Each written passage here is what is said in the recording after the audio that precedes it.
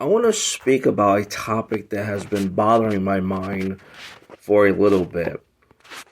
On September 2020, Business Insiders reported this in the internet. Trump accused of sexual harassment by 26 women, which Trump denied. And on May 20th, 2020, Business Insiders said Biden has been himself accused, at least by 8 women, of sexual harassment. One of them was a case before the court right before he ran for office as president by Tara Reid, former Senate aide, in 1993. She said that he sexually assaulted her. According to Business Insider, May 4th, 2020, Biden released a 2-minute video after the intentional allegations were made public in April 2019. We're going to listen to this, but let's continue reading. But he was criticized for giving what critics deem a non-apology apology, in which he said he would try to do better moving forward. He later said he's not sorry for anything I've ever done, close quote.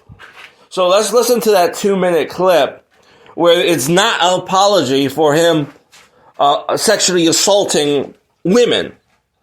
And it's kind of funny how, I don't find it funny, but I say it's funny because if it was average Joe, he would be in prison for 20 years because that is what a person for sexually assaulting a woman should receive, according to courts.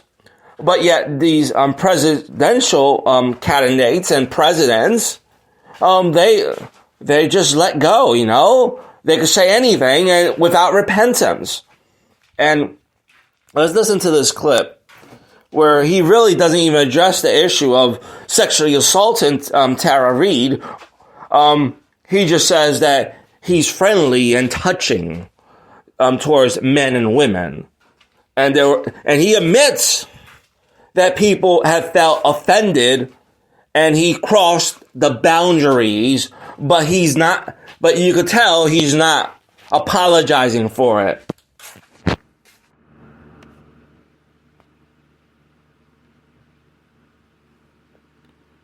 About a whole lot of issues, and I'll always be direct. In the coming month, I expect to be talking to you about a whole lot of issues, and I'll always be direct with you. But today, I want to talk about gestures of support and encouragement that I've made to women and some men that have made them uncomfortable. And I always tried to be, in my career, I've always tried to make a human connection. That's my responsibility, I think. I shake hands, I hug people, I grab men and women by the shoulders and say, you can do this. And whether they're women, men, young, old, it's the way I've always been. It's the way I've tried to show I care about them and I'm listening. And over the years, knowing what I've been through, the things that I've faced, I've found that scores, if not hundreds of people have come up to me and reached out for solace and comfort, something, anything that may help them get through the tragedy they're going through. And so it's just who I am. And I've never thought of politics as cold and antiseptic. I've always thought it about connecting with people. Like I said, shaking hands, hands on the shoulder, a hug, encouragement. And now it's all about taking selfies together. Social norms have begun to change. They've shifted. And the boundaries of protecting personal space have been reset. And I get it. I hear what they're saying. I understand it. And I'll be much more mindful. That's my responsibility, and I'll meet it.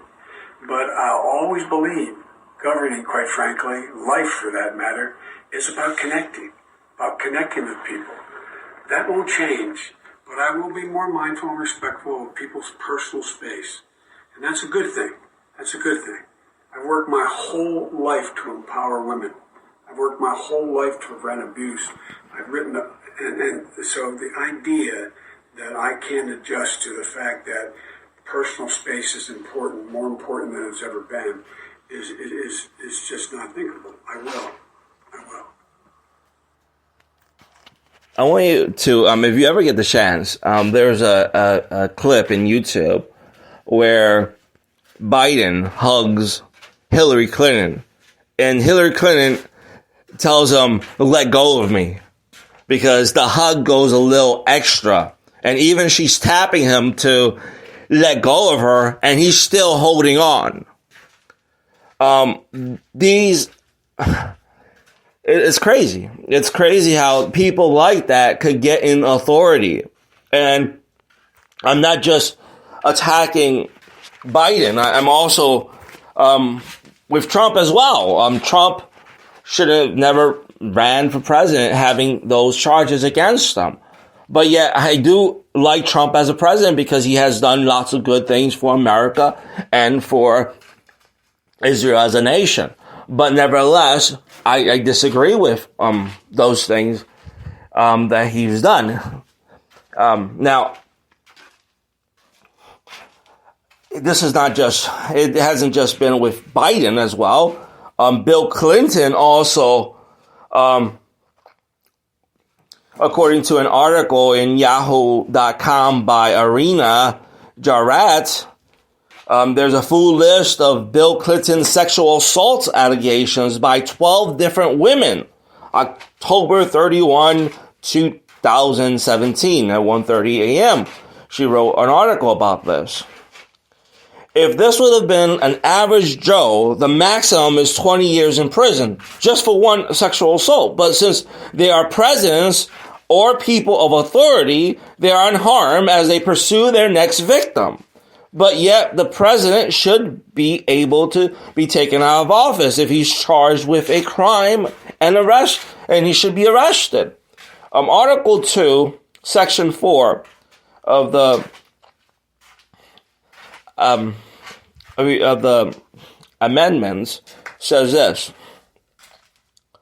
the president, vice president, and all civil officers of the United States shall be removed from office or on impeachment for conviction of treason, bribery, or other high crimes and misdemeanors.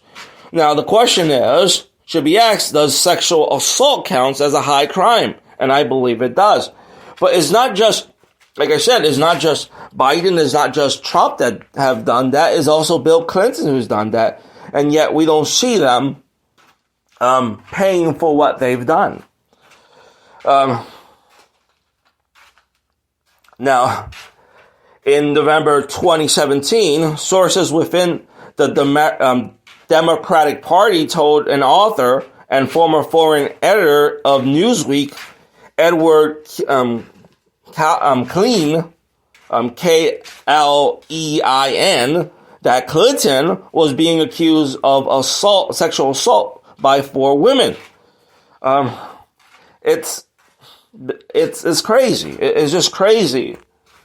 And they should be charged for it, but yet they're not charged. They're left out of the hook.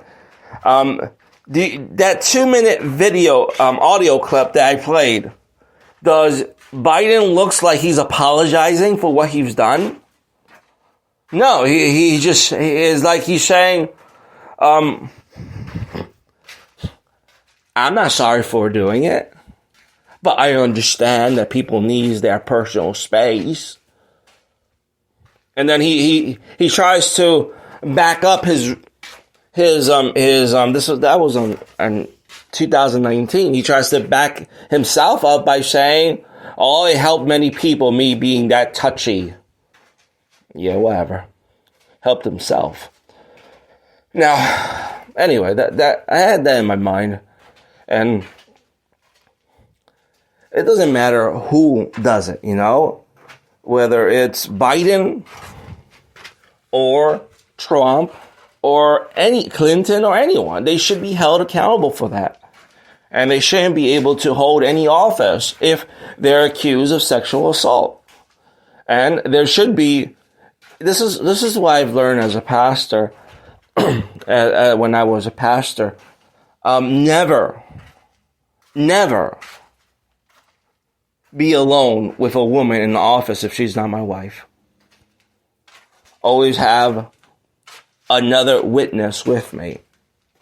So to avoid any of these situations where, so I won't be accused of something, always have somebody else there, and as a protection, as a safeguard, a safe line. It's always good to have somebody else there with you. It prevents both of you having another woman there. And other men, don't be alone. Don't trust that situation, especially if you're in office or in a position. I don't agree where pastors call women to his office without a lady there and another person to at least make sure nothing happens. I don't agree with a pastor doing that. And I don't agree with these officials. They should be taken out of office or shouldn't be run as president. Well, you might say, well, are you attacking Trump? Well, I'm attacking anybody that's committed sexual assault towards a woman. I don't agree them being in office. Now, you might ask me the question, what do I think about Trump? I think he was a great president, but yet I think he was wrong on those issues, and I think he should pay for those issues. And I don't know if he has or not, but he needs to. And Biden needs to pay as well.